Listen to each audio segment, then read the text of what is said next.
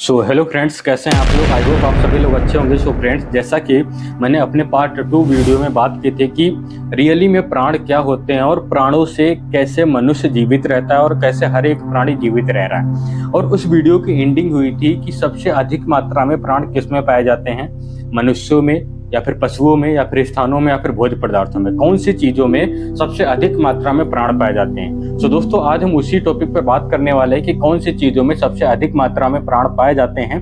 बाकी जिन लोगों ने पार्ट 2 वीडियो नहीं देखा है, क्योंकि जब तक आप लोगों को यही नहीं पता होगा कि रियली में प्राण क्या होते हैं और कैसे प्राण से लोग जीवित रहते हैं, कैसे मनुष्य तथा हर एक प्राणी जीवित रहता है, तब तक शायद ये चीजें समझना थोड़ी मुश्किल होंगी कि कौन सी चीजों में सबसे अधिक मात्रा में प्राण पाए जाते हैं। तो मैंने पार्ट 2 वीडियो का लिंक डिस्क्रिप्शन में दे रखा है, आप वहां पे क्लिक करके ये चीजें देख सकते हो कि प्राण रियली में क्या होते हैं और प्राण से कैसे लोग जीवित रहते हैं, प्राणों से कैसे लोग जीवित रह रहे हैं। दोस्तों, हम स्टार्ट करते हैं कि कौन सी चीजों में सबसे अधिक मात्रा में प्राण पाए जाते हैं, मनुष्यों में या फिर पशुओं में या फिर स्थानों में या फिर भोज्य पदार्थों में, कौन सी चीजों में सबसे अधिक मात्रा में प्राण पाए जाते हैं। तो सबसे पहले अगर हम बात करें मनुष्यों की कि कौन से वो मनुष्य हैं जिसमें सबसे अधिक मात्रा में प्राण पाए जाते हैं, तो अगर मनुष्यों की बात करें तो मनुष्यों में हो गया जैसे संत पुरुष हो गए और पवित्र सती स्त्रियां हो गई, और यहाँ तक कि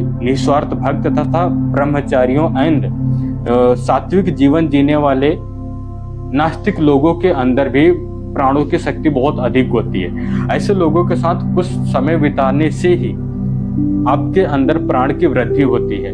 भले वो आपसे बात करें या फिर ना करें, भले ही वो भीड़ भाड़ में आपको देखें या फिर ना देखें, लेकिन उनके पास से गुजरने मात्र से ही आपके शरीर में प्राण की वृद्धि होती है। मतलब आपके शरीर में प्राण बढ़ता है और आपके दिमाग से डिप्रेशन तथा एंजाइटी और मतलब नेगेटिविटी और नकारात्मकता, ये सारी चीजें दूर होती हैं। यहाँ तक कि आपके दिमाग से सुसाइडियल थिंकिंग, मतलब ये आत्महत्या करने वाले थॉट्स भी दूर हो जाते हैं। अब बाकी हम बात करते हैं कि पशुओं में कौन से पशु ऐसे होते हैं जिनके अंदर सबसे अधिक मात्रा में प्राण पाए जाते हैं। तो पशुओं की अगर बात करें तो विशेष रूप से जैसे हो गया गाय हो गई, घोड़ा हो गया, हाथी हो गया आदि शाकाहारी पशु जो मांस का ग्रहण नहीं करते, जो मांस को नहीं खाते हैं, आदि शाकाहारी पशुओं में प्राण अधिक मात्रा में पाए जाते हैं। विशेष रूप से अगर देखा जाए, प्राकृतिक रूप से अगर देखा जाए तो मनुष्य से कई गुना अधिक मात्रा में प्राण पशुओं में पाए जाते हैं, लेकिन सबसे अधिक मात्रा में प्राण गायों के अंदर पाए जाते हैं। इसीलिए वेस्टर्न देशों में आज भी गाय कुछ खास काउ हगिंग थेरेपी चलाई जा रही है, जहाँ पे आप प्रति घंटे का पैसा पे करके आप गायों के साथ समय स्पेंड कर सकते हो और अपने डिप्रेशन तथा एंजाइटी को अपने आप को दूर कर सकते हो।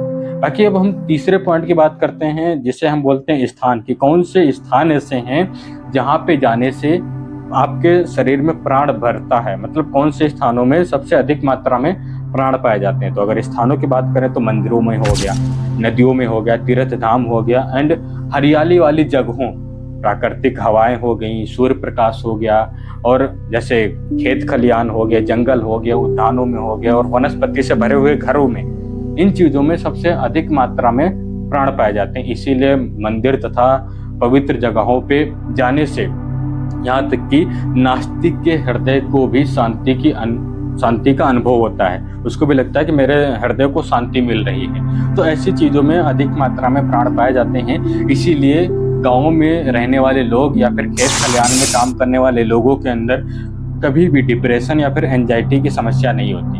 हाँ, मैं ये मान सकता हूँ कि वो दुखी भले होंगे लेकिन डिप्रेस्ड आपको नहीं मिलेंगे।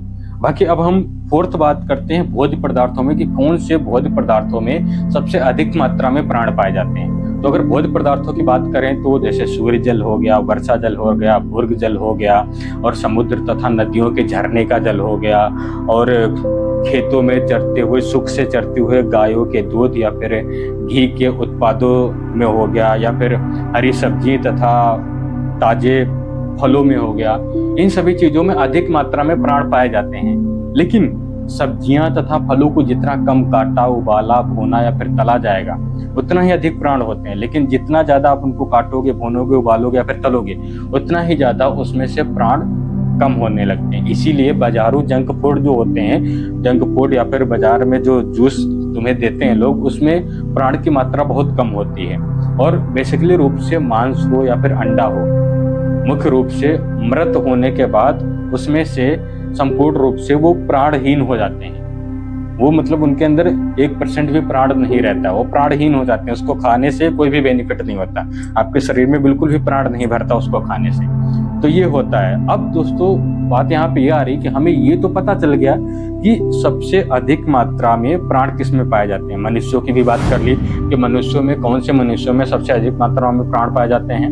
पशुओं की भी बात कर ली कि कौन से पशुओं में सबसे अधिक मात्रा में प्राण पाए जाते हैं। और यह स्थानों में भी बात कर ली कि कौन से स्थानों में सबसे अधिक मात्रा में प्राण पाए जाते हैं। यहाँ तक कि मैंने भोज्य पदार्थों में भी बात कर ली कि कौन से भोज्य पदार्थों में सबसे अधिक मात्रा में प्राण पाए जाते हैं।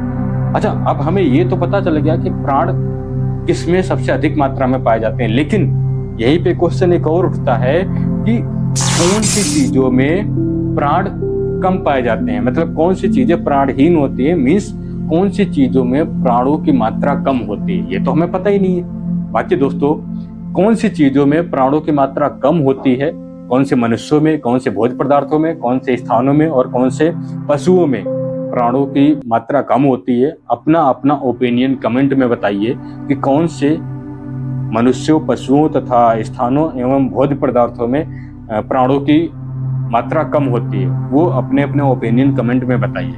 बाकी कौन से पशुओं, मनुष्यों और भोज्य पदार्थों तथा स्थानों में प्राणों की मात्रा कम होती है, इस टॉपिक पर हम बात करेंगे अपने पार्ट 4 पे, जो कि हम 2 से 3 दिन में यूट्यूब चैनल पर अपलोड कर देंगे। बाकी दोस्तों अगर वीडियो अच्छी लगी हो और इन्फॉर्मेशन अच्छी लगी हो तो लाइक करें, और अगर चैनल पर नए हों तो हमारे चैनल को सब्सक्राइब करें, जिससे कि इसी प्रकार की, इसी से रिलेटेड वीडियो के नोटिफिकेशन आपके पास तक की पहुंचती रहेगी। बाकी दोस्तों मिलते हैं पार्ट नंबर 4 में एक नई एनर्जी और नई चिंगारी और नई सोच के साथ। बाकी तब तक के लिए जय श्री राधे, जय श्री श्याम।